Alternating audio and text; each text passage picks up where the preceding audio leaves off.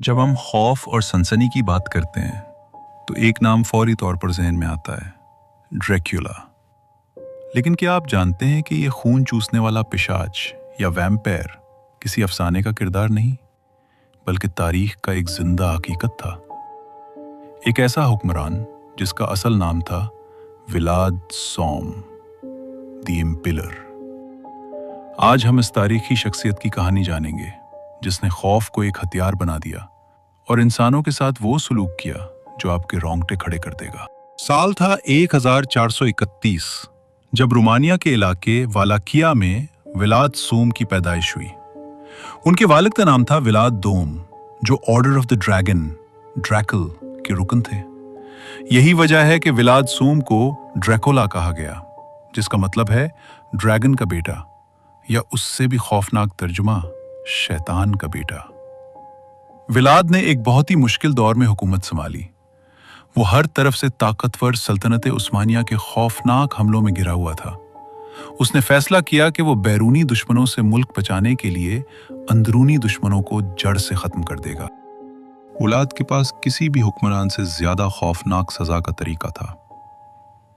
यह तरीका तारीख में इम्पीलमेंट यानी लकड़ी के सुर्ख या फटे पर चढ़ाना के नाम से जाना गया।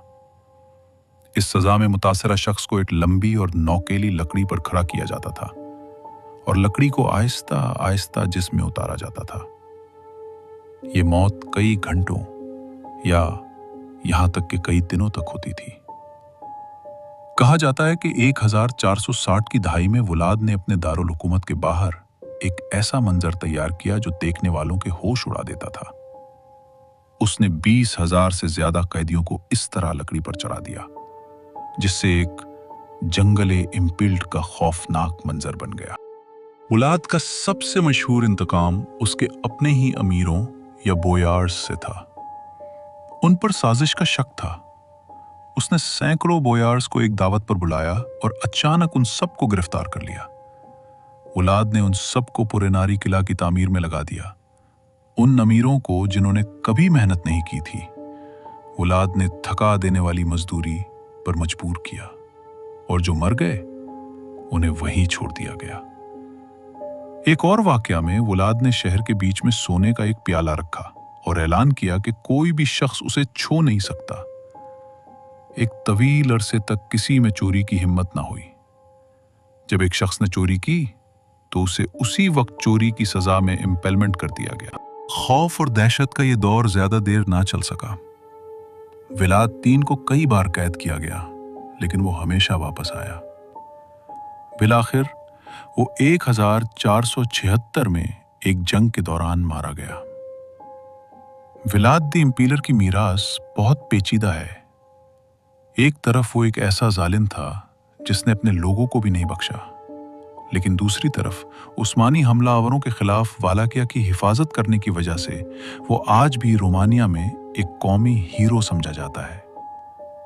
ड्रैकुला की कहानी सिर्फ खौफ की नहीं, बल्कि इक़्तिदार, इंतकाम और एक ऐसे हुक्मरान की कहानी है जिसने साबित किया कि तारीख के कुछ खौफनाक तरीन राक्षस दरअसल इंसान ही थे। उसने जमीन पर अपनी ताकत को आखिरी हकीकत समझा।